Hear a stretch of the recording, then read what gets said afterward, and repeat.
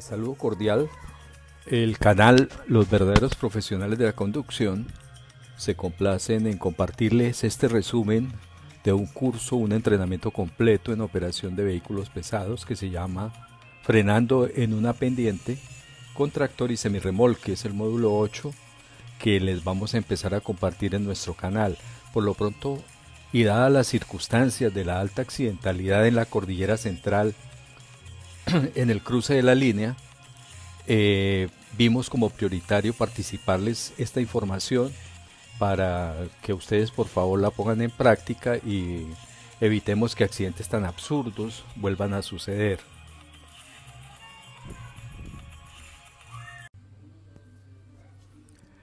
Para descender una pendiente inclinada, usted necesita tener sus frenos balanceados. Existen dos partes en el balanceo de frenos. La parte una es el balanceo mecánico para poder tener los frenos equilibrados. ¿Cómo se consigue ese equilibrio en los frenos? Con un ajuste mecánico. ¿Cuál es ese ajuste mecánico? Básicamente es que cuando el émbolo sale y empuja el ratchet, debe su recorrido ser máximo de 1 pulgada. Esto es lo mismo que llamamos nosotros la tensión del freno. Usted aprieta totalmente el ratchet y lo devuelve 1/4 de vuelta y ese le va a dar 1 pulgada máxima de movimiento. Lo importante es que esto quede en todas las 12 ruedas del vehículo. Segundo paso para que equilibremos los frenos en el tema mecánico. Cuando el émbolo sale y empuja el ratchet y está aplicando su máxima fuerza, debe estar en un ángulo de 90 grados, el émbolo con respecto al ratchet. Cuando forman el ángulo de 90 grados, ¿qué sucede? Que ese juego de palancas que conforman el émbolo de la cámara y el ratchet, pues esa palanca nos va a dar el máximo de eficiencia aprovechando toda la presión del aire que llegue a la cámara. La convierte en fuerza que hace que apriete las bandas contra las campanas y el freno funcione igual. Funcione con la potencia necesaria. Cada rueda debe tener este mismo comportamiento en la parte mecánica, un recorrido máximo de 1 pulgada en el ajuste del freno y que se forme un ángulo de 90 grados entre émbolo y ratchet. Si hay más de 90 grados, la palanca pierde fuerza. Si hay menos de 90 grados, la palanca pierde fuerza. Y esto sucede cuando hay cambios de cámaras y recortan demasiado el émbolo para poder acomodar el ratchet, o cuando cambian el ratchet no colocan la horquilla adecuadamente enroscada hasta el punto en el que se forme el ángulo de 90 o sencillamente no lo miden. Cambian y lo dejan así y la rueda queda haciendo un ángulo menor de 90 grados, haciendo que esa rueda frene hasta con un 50% menos de eficiencia. Ahora viene la segunda parte, que es el balanceo del aire, que todas las cámaras les llegue la misma cantidad de aire. ¿Cómo hacemos esto? Con una técnica que se llama frenado intermedio. ¿Cómo funciona el frenado intermedio? Algunas personas tienen por costumbre aplicar el freno muy suavemente. ¿Qué sucede? En el indicador de frenado se van a encontrar con 10, con 15 o con 20 PSI cuando aplican el freno. Esa cantidad de aire no es suficiente para que llegue hasta la última rueda de las 12 que tiene el vehículo y que se abra simultáneamente con las otras ruedas. Van a haber ruedas que van a frenar y van a haber otras que no van a frenar o lo van a hacer con baja eficiencia. Entonces necesitamos que todas frenen al mismo tiempo. Para eso, ¿qué hacemos? El frenado intermedio. Aplicamos 30 PSI en el indicador de frenado. Para los vehículos que lo tengan, los que no lo tienen, simplemente apretamos el freno como si fuéramos a parar en un semáforo. Eso hace que todas las ruedas simultáneamente, si mecánicamente están iguales y el frenado intermedio se hace adecuadamente, pues todas van a frenar al tiempo y en 3 segundos usted va a poder retirar su pie del pedal de freno. Aplica el freno 30 PSI 3 segundos y lo suelta. Eso hace que la posibilidad de que el freno se caliente disminuya dramáticamente, que es el objetivo para el cual hacemos este procedimiento. Este gráfico nos muestra lo que venimos conversando sobre el ajuste mecánico. Con los frenos aplicados, el ángulo entre la varilla de empuje, que es la que sale de la cámara, y el ratchet debe ser un ángulo de ¿qué? De 90 grados, tal como está marcado aquí, 90 grados.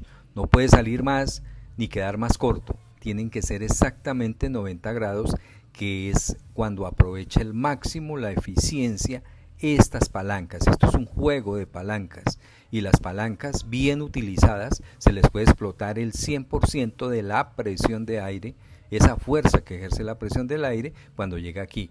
Necesitamos que ese ajuste de las bandas que provoca esta palanca sea el mejor y el más eficiente.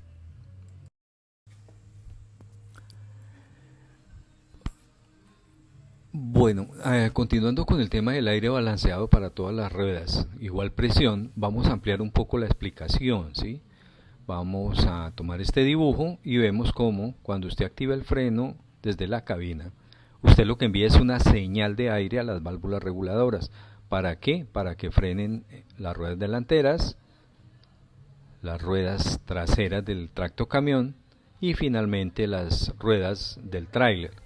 De esa manera podemos verificar y observar gráficamente cómo al pisar el freno, y si mi pisada fue muy por debajo de 30 psi, pues es muy posible que a la cola, al tráiler, a las ruedas del tráiler llegue una presión baja que solo active el 50% de las ruedas, y eso haga que se limite el tema de la frenada.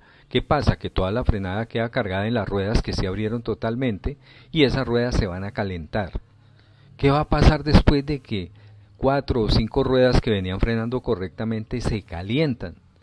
Pues va a producir el siguiente efecto. Es un engaño que el vehículo nos hace. Ojo con eso, porque a muchos les está pasando.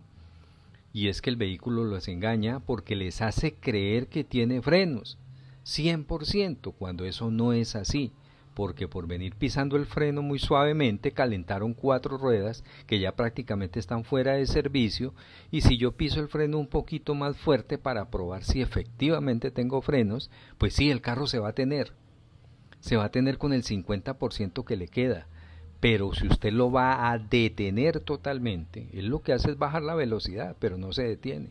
Si usted lo necesita detener totalmente, el vehículo no va a parar, porque solo tiene el 50% de disponibilidad de las ruedas.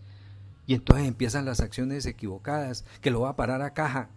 Una caja Fuller, todos los muleros conocemos lo difícil que es ponerse a hacer cambios con una caja Fuller, así a tratar de meter unos cambios a las malas. Va a tratar de hacerlo y resulta que no entró ningún cambio.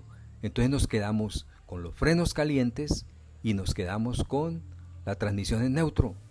Eso está prácticamente garantizado, el accidente, cuando eso suceda. Y no es el carro, fíjese que no es el carro, somos nosotros los que cometimos el error de frenar sin balancear el aire que llega a las ruedas, lo que hizo que la mitad de la mula se calentara, y tratando de detener el vehículo como si fuera un carro viejo de esos de caja sencilla. Estas son unas cajas Fuller que son muy difíciles de controlar, y ese vehículo, después de que se impulsa, es muy difícil detenerlo por el peso. Ojo, el vehículo lo puede engañar. Usted va a tocar el pedal y él le dice, sí, yo me tengo, pero ¿se tiene con cuánto? Con el 50% que tiene frío. Pero si usted tiene la necesidad de parar, el carro no va a parar. Y ahí es donde usted se va a asustar. Y ahí es donde nos vamos a empezar a equivocar en las decisiones. Ojo con eso, caballeros. Ojo con eso. A continuación, vamos a revisar lo que es la inspección previaje antes de iniciar la marcha, esa inspección inicial que debe hacer el conductor del equipo. Si usted esta inspección la hace como está aquí y los defectos que encuentre los corrige, casi que podemos decir que nunca se va a quedar sin frenos. Primero vamos a ver cuál es el primer punto. Hay que medir el recorrido de los ajustadores, 1 pulgada máxima, es lo que venimos hablando. Segundo punto, verifique que al aplicar el freno en cada rueda se forma un ángulo de 90 grados entre la varilla o émbolo y el ajustador. Tercero, advertencia de presión baja, esa alarma, ese pito que nos avisa que la presión se bajó, debe estar funcionando. Lo mismo la alarma visual de color rojo en el tablero. Vamos a apagar el vehículo y vamos a gastar el aire pisando el freno de servicio hasta garantizar que el freno de emergencia se dispara automáticamente al caer la presión del aire. Siguiente punto, vamos a probar el compresor. En 5 minutos ya debe estar por encima de 90 libras de cargue en mínimas revoluciones. Esa es la prueba de que el compresor está bien.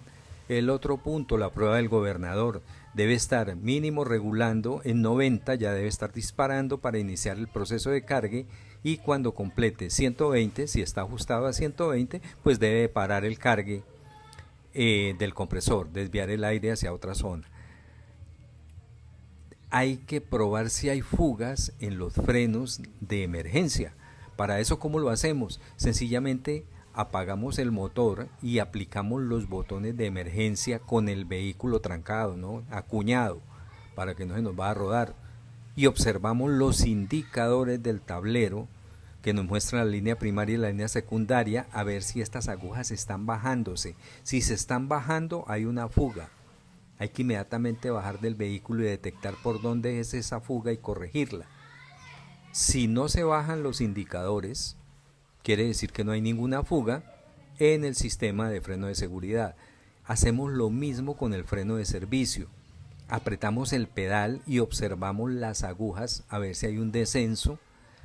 Ella inicialmente hay un descenso mientras carga las cámaras, pero después debe quedarse quieta porque no hay fugas. Entonces esa prueba con el pedal aplicado. Por último, vamos a revisar visualmente las zapatas. Ellas tienen un indicador de desgaste. Vamos a revisar las rodajas. No deben de estar sobre el lomo, perdónenme el término, de la leva, sobre la parte superior de la leva, porque ya en ese punto, con una frenada brusca, posiblemente se pueda pasar la leva y vamos a perder esa rueda. Y en un equipo de 10 ruedas, usted pierde una y perdió el 10% de la capacidad de frenado. Hay que tener en cuenta eso, ya el vehículo no va a frenar igual y las otras ruedas van a tener que hacer el esfuerzo de esa rueda adicional para poder detener el equipo, esa rueda adicional que no está funcionando. Las bandas deben de estar firmes, ese es el indicador que los resortes están en buen estado, y la leva no debe tener tolerancia en el punto de apoyo de los bujes. Vamos a ver cómo es la operación en un descenso con plena carga en el vehículo. ¿Cómo vamos a aplicar los frenos? Primero que todo, tenemos que garantizar que el freno de motor está aplicado a 1800 RPM, entre 1800 y 2000 RPM. Si el motor va a esas revoluciones y la velocidad aumenta levemente, pise el pedal. ¿Qué haga después de pisar el pedal? Recuerde cómo se pisa, 30 PSI, ¿no? Eso hace que disminuya la velocidad. ¿Cuánto necesita usted disminuir? 10 kilómetros por debajo de la velocidad con la que va descendiendo. Si usted va descendiendo a 30, pues baja a 20. Si va descendiendo a 20, pues baja a 10. Siempre 10 kilómetros por debajo de la velocidad que venía conduciendo. Frene normal, como lo hace para un semáforo. Si tiene indicador de frenado, aplique 30 PSI. ¿Para qué? Para que todas las ruedas actúen y usted no pueda utilizar sino 3 segundos para reducir la velocidad. Si usted aplica el freno muy suavemente, solo un grupo de ruedas van a frenar y se va a demorar más de 3 segundos, lo que hace que ese roce vaya aumentando y acumulándose hasta producir el calentamiento del freno. Este procedimiento debe repetirlo cuantas veces sea necesario. Es importante recordar que el freno de motor se colocó en el vehículo no para bajar más rápido. El ingeniero que lo diseñó lo colocó para utilizar lo menos posible el freno de servicio y no calentarlo. Esa es la clave de la utilización del freno de motor. Esta es la forma como se debe descender.